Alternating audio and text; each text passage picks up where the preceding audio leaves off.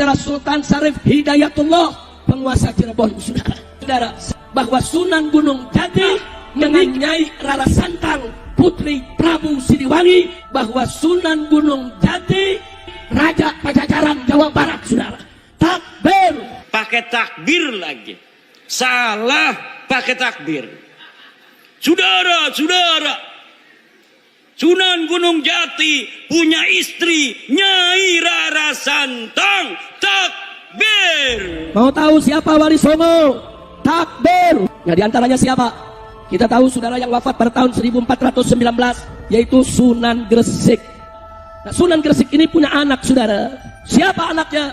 Tidak lain dan tidak bukan adalah Sunan Ampel. Bahwa Sunan Ampel adalah anaknya Sunan Gresik. Salah maning baik. Semakin ngomong semakin banyak salahnya dia. Karena apa? Bukan ahli nasab, nggak ngerti nasab, maksa-maksain bicara nasab. Maulidina TV.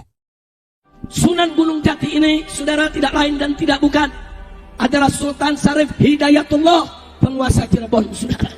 Sebelum saya lanjutkan, kita mesti tahu dulu, saudara, apa hubungannya dengan masyarakat Sunda, saudara. Nah, hubungannya mari kita lihat, saudara, bahwa Sunan Gunung Jati menikah dengan Nyai Rara Santang, putri Prabu Siliwangi, bahwa Sunan Gunung Jati menikah dengan Nyai Rara Santang, putri Prabu Siliwangi, Raja Pajajaran Jawa Barat, saudara. Takbir. Ning dinti ceramah muter-muter pakai takbir lagi. Salah pakai takbir. Saudara, Sunan Gunung Jati punya istri Nyai Rara Santang. Takbir. Ligane salah. Nyai Rara Santang itu bukan istrinya Sunan Gunung Jati, tapi ibunya Sunan Gunung Jati. Udah salah pakai takbir. Takbir. Marah anak-anaknya, keturunan Sunan Gunung Jati, akhirnya minta maaf. Pada kesempatan ini saya ingin menyampaikan permohonan maaf. Salah sebut status daripada Sunan Gunung Jati Maulana Syarif Hidayatullah radhiyallahu taala anhu. Jadi dalam salah satu ceramah saya pada saat safari dakwah di Jawa Barat, di sana ada bagian yang harus dikoreksi. Kadang-kadang ada kesalahan dalam penyebutan umpamanya nama surat atau nomor ayat dari Al-Qur'anul Karim, atau kesalahan dalam penyebutan riwayat hadis, atau kesalahan informasi atau salah kutip dan lain sebagainya. Atau kadang-kadang kesalahan dari inzilakul lisan, terplesetnya kita punya lisan. Nah, biasanya saya koreksi setelah ada kesalahan didapatkan, langsung kita perbaiki. Jadi sekali lagi di sini yang ingin kita tegaskan bahwa Sunan Gunung Jati Syarif Hidayatullah itu adalah putra daripada Nyai Rara Santang, bukan suami. Jadi Nyai Rara Santang itu menikah dengan Sayyid Abdullah Umdatuddin. Jadi beliau adalah ibunda daripada Sunan Gunung Jati. Mau tahu penyebar Islam di Indonesia? Mau tahu siapa Wali Songo? Takbir. Ya, diantaranya siapa? Kita tahu saudara yang wafat pada tahun 1419, yaitu Sunan Gresik. Nah, Sunan Gresik ini punya anak, saudara. Siapa anaknya? Tidak lain dan tidak bukan adalah Sunan Ampel. Saya mohon maaf. Sekarang dia ngomong lagi bahwa Sunan Ampel adalah anaknya Sunan Gresik. Salah maning baik. Kalau di Banten dia takut sama cucu-cucu Sultan Hasanuddin seperti saya, sampai dia minta maaf. Sekarang saya tantang cucu-cucu Sunan Ampel yang ada di Surabaya, bisa tidak mereka membuat rizik Syihab minta maaf kepada keturunan Sunan Ampel Surabaya?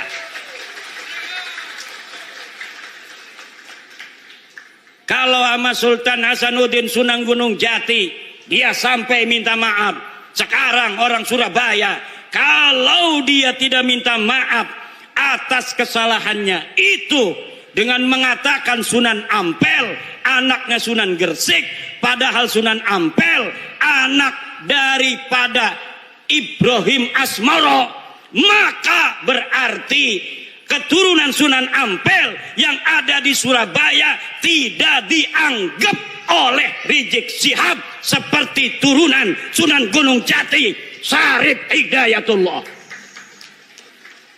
Coba mana eta turunan Sunan Ampel di dia? Tuntut, suruh minta maaf. Bukan bapaknya Sunan Ampel, Ibrahim Asmoro Kondi. Kalau Sunan Gresik itu Maulana Malik Ibrahim. Harus minta maaf. Semakin ngomong semakin banyak salahnya dia. Karena apa? Bukan ahli nasab, nggak ngerti nasab, maksa-maksain bicara nasab. Saking marahnya sama saya, marah bener sama saya itu. Saya sejak kecil jadi cucu Nabi, masa mau mati jadi mantan cucu Nabi? Yang bener aja. Ama Roma Irama marah juga. Roma Irama sampai ditelepon marah. Kata Roma Irama, siapa lu negur-negur gue? Wih, hebat juga tuh Bang Haji. Bang Haji Roma kenal, Bu? Bu, kenal nggak Bang Haji Roma? Yang nyanyi apa contoh lagunya? Sebujur Bangkai. Satu lagu Roma Irama Sebujur Bangkai lebih utama dari ceramah para habaib 70 habaib.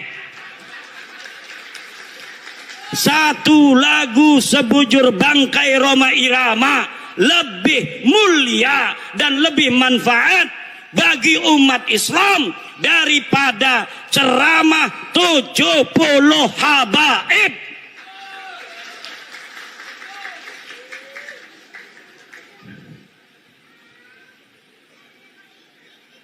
Kenapa lagunya Roma Irama kalau didengerin, kalau lagunya masalah akhirat, kayak neraka di depan mata, betul? Betul nggak? Kalau lagi nerangin masalah keindahan surga, kayaknya surga ada di depan mata. Kalau lagi menerangkan istri salehah, Masya Allah pengen nambah lagi. Setiap keindahan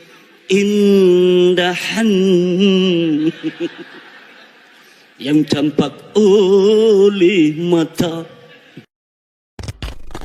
Maulidina TV. Maulidina TV. Sepakat dengan Kiai Haji Muhyiddin Junaidi tadi luar biasa. Beliau mengusulkan kepada Bapak Presiden Prabowo yang sejak awal sudah memberikan dukungan terhadap perjuangan Palestina agar membuka pendaftaran bagi pemuda-pemuda Indonesia yang siap berjihad ke Palestina. Buka pendaftaran, latih mereka, persenjatai, kirim ke medan Gaza untuk bertempur membebaskan Al-Aqsa. Siap tidak? Siap tidak? Jadi kalau Bapak Presiden menyetujui usulan dari sepuh kita Kiai Haji Muhyiddin Junaidi tadi, saudara sambut tidak? Dukung tidak? Setuju tidak? Takbir! Mudah-mudahan. Jadi usulan tadi merupakan usulan luar biasa. Dan kepada Dr. Ahid, jazakumullah khairan jasa ala muhadaratikum, Masya Allah. Apa yang tadi disampaikan oleh Dr. Ahid dari Palestina luar biasa menggugah kita semua ya ikhwan. Ya, kita nggak boleh pernah melupakan tentang Palestina. Palestina harus selalu ada di hati kita. Palestina harus selalu menjadi perhatian kita. Dan Palestina harus menjadi prioritas perjuangan kita di dunia internasional agar Al-Masjidil Aqsa dibebaskan oleh Allah Subhanahu wa taala dari cengkeraman Israel Durjana dan bangsa Palestina bisa menikmati kemerdekaan. Amin ya rabbal alamin. Maulidina TV. Merekalah mad'u, orang yang kita ajak, orang yang kita selamatkan. Makanya kemarin Rizik Syihab dalam 212 usul untuk membuka yang namanya pendaftaran jihad ke Palestina. Kata saya mendukung. Tapi yang daftar Ba'lawi semua. Tidak boleh anak-anak Nusantara ikut-ikut daftar pendaftaran Palestina yang dibuka oleh Rizik Syihab. Jangan. Karena saya baca sejarah, Pak. Saya baca sejarah bagaimana Ba'lawi di Hadramaut, bagaimana Ba'lawi di Indonesia. Nggak ada sejarah perang, nggak ada sejarah mereka mau berdarah-darah di dalam perjuangan menyebarkan agama Allah. Tidak ada. Ada di Aceh namanya Abdurrahman Az-Zahir Ba'alawi. Dia seperti berani pada tahun 1800-an akhir memobilisasi masyarakat melawan Belanda. Ayo kita melawan Belanda, ayo kita perang. Dimobilisasi oleh dia. Ketika rakyat Aceh itu kemudian percaya kepada dia, kemudian masyarakat Aceh bersatu melawan Belanda. Sebelum perang 1-2 hari lagi dia kabur ke Jeddah Arab Saudi, dikasih uang oleh Belanda. Akhirnya itu pasukannya dihancurkan karena sudah dimobilisasi di tengah hutan, habis semua. Ini sejarah Aceh. Sejarah di Hadramaut sama juga.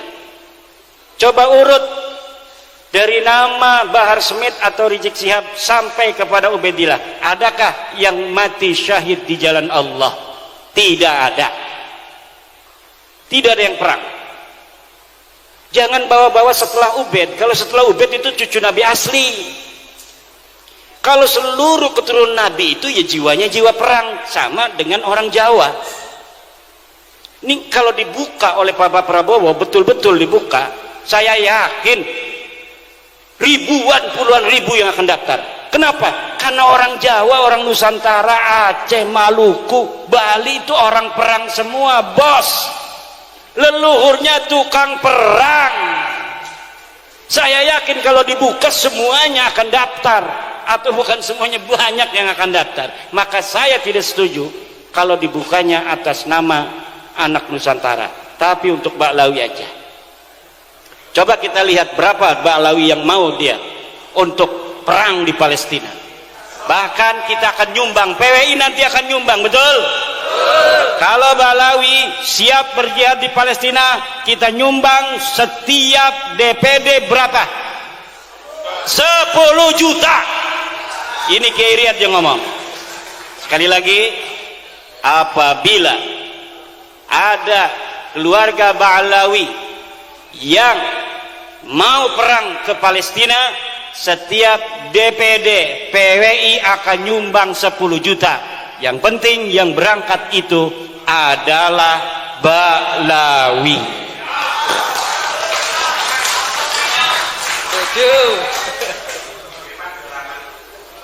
Kita lihat. Tapi kalau yang dibukanya, silakan seluruh pemuda Indonesia. Saya yakin, terutama daerah-daerah ini nih, Demak, Bintoro, Blora, Aryo Penangsang, itu kan perang kabeh. Ngerisikaken. Banten, Cirebon, Aceh, Pagaruyung dan lain sebagainya, Maluku, Papua, tukang perang kabeh. Ada yang lagi stres dia itu gara-gara kalah di DPRD, kalah bupati segala macam, pasti dia ikut ke Palestina itu. Makanya jangan Pak Prabowo, jangan dibuka. Karena apa? Kita bukan penakut, Indonesia bukan penakut, tapi kita untuk perang di luar negeri itu membutuhkan pemahaman akan geopolitik global. Yang tahu geopolitik global itu pemerintah. Pemerintah sudah mengkalkulasi penting, tidak, perlu atau tidak kita mengirim bantuan personil ke Palestina. Lah kalau tidak menghitung geopolitik, di Israel itu, di Palestina, pinggir-pinggirnya ada Iran, bos, ada Mesir, ada Irak, ada Yordan, ada Suriah. Yaman nyebrang. Tapi kenapa mereka tidak datang ke Palestina? Geopolitik global tidak memungkinkan. Lah ujuk-ujuk orang Indonesia mau datang ke Palestina, baru turun di bandara udah dibredel semua. Ini belum lagi secara syar'inya. Orang berjihad itu ada syurut, ada arkan, bos. Mata yajibul jihadulana. Kapan jihad itu wajib? Jihad itu wajib ada 3 hal. Pertama, inda hujumil a'da. Ketika musuh menyerang ke kampung kita, ketika musuh menyerang ke negara kita, saral jihadu fardhu ainin likulli ahadin. Maka perang itu wajib bagi setiap orang kampung itu. Yang kedua, indal tiqa'is saffain, ketika bertemunya 2 pasukan, kita perang di sana siap musuh, lah ini fardu ain, kalau kabur dia itu dosa besar. Yang ketiga adalah bistinfaril imam. Kalau tidak ada istinfarul imam digerakkan oleh Presiden Prabowo, tidak boleh. Negara kita tidak diserang, tidak ada iltiqa'us saffain, kemudian kita tidak diistinfar, tidak dikirim oleh Imam Prabowo. Lalu kita di sana atas nama apa? Atas nama pribadi. Senjatanya punya senjata apa? Parang, keris dari Blora, mau menghadapi rudal nuklir. Ini kan kerisnya bukan sembarang keris. Mana ya itu yang tukang suwuk? Paling kita orang pakai suwuk, jimat al-aufaq KB. Ada kalau PWI itu nggak usah ditulis-tulis, kitabnya aja beli, katanya di toko kitab al-aufaq dibawa-bawa di tas. Saya pernah begitu, itu ada teman saya, ada paman saya ini sakit di Bandung. Itu karena PWI ya, namanya otaknya itu otak santri. Dia langsung bawa kitab Asy-Syifa, yang di dalamnya itu kan ada macam-macam itu obat-obat pengobatan. Ditaruh, takut kesambet katanya. Dasar kita sih, bukannya istrinya dokter, tapi dianya begitu kayak dukun. Bukannya diobatin pakai obat, ini malah bawa-bawa kitab, wapaknya itu ditaruh di dadanya. Masya Allah, dasar santri. Nah ini, kita sekarang ini menghadapi perang yang asimetris. Perang asimetris ini ada taktik tersendiri, bos. Serahkan pada negara. Nanti negara, Pak Prabowo beserta kabinetnya yang memikirkan, kalau misalnya kita mau membantu Palestina, dengan cara apa yang bermanfaat? Kalau dengan personil, apakah ini akan menyelesaikan masalah? Coba contoh PBNU itu cerdas dalam masalah Palestina. Dia undang itu dari Palestina, pimpinan Palestina, baru sehari atau 2 hari, dibiayai oleh PBNU, dibelikan tiket, disiapkan keamanan, suruh datang ke PBNU. Kemudian ditanya itu orang-orang Palestinanya, perwakilan dari negara Palestina, apa yang bisa kami bantu dari Nahdlatul Ulama? Kita NU sudah ngirimin miliaran rupiah langsung ke yang berhak, bukan seperti yang lain buka-buka donasi di mana-mana, taunya bukan untuk Palestina, untuk ISIS. Seperti ACT itu, ACT 2000 berapa itu telah terbukti bahwa dana-dana yang katanya untuk Palestina, dana-dana yang katanya untuk kemanusiaan, ternyata dikirimkan untuk ISIS, organisasi teroris yang mengacak-ngacak saudara Islam kita, yang mengadu domba antara Sunni dan Syiah yang ada di Syria. ISIS hancur diganti oleh Jabhatun Nusrah itu di Suriah. Jabhatun Nusrah hilang sekarang baru 2 hari. Yang namanya apa? Tahrirus Syam, HTS, Hizbut Tahriris Syam, Partai Pembebasan Syam. Sama aja ini ISIS ini. Dia ini cucunya ISIS. ISIS punya anak Jabhatun Nusrah. Jabhatun Nusrah punya anak sekarang adalah HTS, Hizbut Tahriris Syam. Dia rebut itu istananya Bashar al-Assad. Kenapa? Karena politik global pada Arab Spring 2011-an itu tidak berhasil mendongkel kekuasaan Bashar al-Assad. Seperti Irak dihancurkan Saddam Hussein, kemudian Husni Mubarak, kemudian di Libya Muammar Gaddafi dihancurkan oleh kekuatan global. Tapi Bashar al-Assad kekeh, kuat dan kokoh. Kenapa? Dia seorang sayyid, dia keturunan dari baginda Nabi besar Muhammad sallallahu alaihi wasallam. Bashar al-Assad difitnah, dia adanya itu asyhadu an la ilaha illa Ali segala macam, na'udzubillah dan lain sebagainya. Ini geopolitik global. Nggak paham kita, maka bantuan yang katanya untuk jihad, untuk kemanusiaan, ternyata masuknya ke organisasi teroris. Kalau NU ini Bapak ngasih Lajisnu, Bapak ngasih NU Care, itu langsung NU-nya datang. Pertama ke Al-Azhar, setelah di Azhar bagaimana caranya kami bisa masuk ke Palestina. Jadi tidak asal berikan kepada orang, karena banyak orang yang sekarang ini mereka itu atas nama Palestina fundraising, mengumpulkan dana umat, dana masyarakat, tapi tidak sampai kepada saudara-saudara muslim kita di Palestina, sampainya kepada teroris, sebagian lagi sampai kepada istri-istri simpanan. Ini kenapa tepuk tangan begitu? Punya ya? Nah, makanya PWI ini siap-siap, takut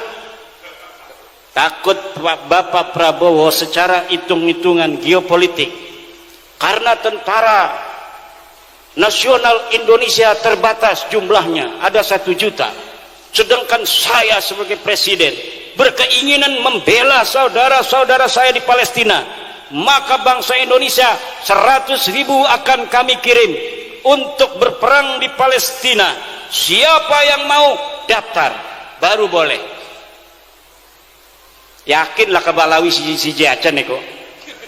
Blora 5.000, Gerobokan 5.000, Sragen 5.000. Santrinya Kiai Riyad ditinggalin, dia pergi Palestina. Sama istrinya cium tangan. Tunggu aku wahai istriku. Mau kemana? Palestina. Ternyata gilir. Kalau itu namanya istinfar, dikirim oleh negara, boleh. Kalau istinfar, kalau tidak dikirim oleh negara ngapain? Geopolitiknya itu rumit bapak-bapak di dunia ini. Kalau tidak rumit, negara Israel kecil, jumlah penduduknya aja berapa? Luas wilayahnya nggak kayak luas wilayah Jawa Timur, paling juga se-Kabupaten Blora. Tapi kenapa begitu kuat dia sejak 1948 sampai sekarang? Ada sesuatu yang tidak bisa dijelaskan oleh hanya sekedar sebuah keinginan berjuang demi membela agama. Tidak hanya sesederhana itu. Maka tunggu aja negara Indonesia apa kebijakannya. Negara Kesatuan Republik Indonesia terhadap Palestina kita dukung, itu saja. Sejak Indonesia didirikan 1945 tidak pernah berubah posisi Indonesia dalam masalah Palestina dan perang Israel, bahwa Indonesia bersama Palestina dalam perjuangkan kemerdekaan Palestina. Itu adalah sumpah dari pemimpin-pemimpin kita dan tidak pernah berubah setiap negara, setiap presiden. Mulai dari Soekarno, Soeharto, Gus Dur, B.J. Habibie, Mega, SBY, Jokowi, sampai Prabowo. Sekarang posisi kita di dalam masalah keterlibatan antara Israel dan Palestina, kita tetap berada di Palestina dan kita mendesak kepada PBB untuk memerdekakan Palestina dan menekan Israel untuk menghentikan ekspansinya, penjajahannya di bumi Islam Palestina. Ini posisi, bukan hanya dengan semangat seakan-akan menyalahkan negara tidak mengirimkan pasukan ke sana. Ngerti ora sira hukum apa namanya itu geopolitik global, nyala-nyalain menteri luar negeri, nyala-nyalain tentara, nyala-nyalain presiden. Sekarang sudah tidak ada zamannya orang berani-berani menyalahkan presiden, mencaci maki pejabat negara. Tidak boleh lagi ada setelah adanya perjuangan Wali Songo Indonesia. Karena bagi PWI, pejabat saudara kita, dia sama-sama anak Nusantara. Ulama saudara kita, guru kita, sesama anak-anak Nusantara. Tidak boleh siapapun yang boleh menghina putra-putri Nusantara, para keturunan orang-orang besar di masa lalu yang hari ini mendiami kepulauan Nusantara dari Sabang sampai Merauke. PWI hadir untuk memberikan semangat baru bagi bangsa Indonesia untuk menghancurkan mental-mental terjajah yang ada di dalam hati nurani jiwa bangsa Indonesia. Dan perlu diketahui bahwa peradaban Nusantara adalah salah satu peradaban terbesar di dunia selain Mesir, China, dan sebagainya. Demikian, selamat berjuang PWI LS Kabupaten Blora. Masyarakat Blora menunggu kiprahmu dalam menjaga budaya, sejarah, dan kemuliaan kiai-kiai dan umat Islam Kabupaten Blora. Wallahu huwal muwaffiqu ila aqwami thoriqin. Wassalamualaikum warahmatullahi wabarakatuh.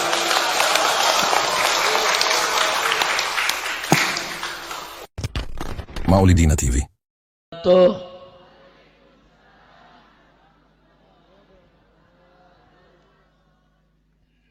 Alhamdulillah,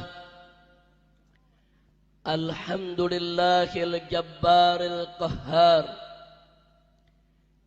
alhamdulillahil ghaffaris sattar, wassalatu wassalamu ala nabiyil mukhtar wa ala alihil athhar wa ashabikil akhyar wa man tabi'ahum bi ihsanin ila yaumil mahsyar.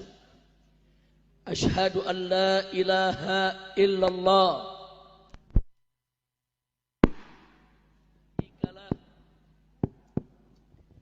ashhadu an la ilaha illallah wahdahu la syarika lah wa ashhadu anna sayyidana Muhammadan abduhu wa rasuluh la nabiyya ba'dah. Allahumma salli wa sallim wa barik ala sayyidina wa habibina wa syafi'ina wa maulana nabiyyina Muhammadin wa ala alihi at-tahirin at-tayyibin wa ashabihi al-ghurril mayamin wa man tabi'ahum bi ihsanin ila yaumiddin. Amma ba'd. Siyadatul habaib asy-syurafa wa sa'adatul ulama'il fudala wa fadilatul umara'il kurama wa jami'il hadirin wal hadirat al-ahibba'il a'izza rahimakumullah. Fi hadhihi al-munasabati as-sa'idah wa bimithli hadha al-ijtima' al-mubarak la ansa an usiyakum jami'an wa nafsi bitaqwallah. وبطاعة رسول الله صلى الله عليه وسلم. فنسأل الله سبحانه وتعالى أن يهدينا إلى صراطه المستقيم ويجعلنا من المتقين ويدخلنا جنته جنة النعيم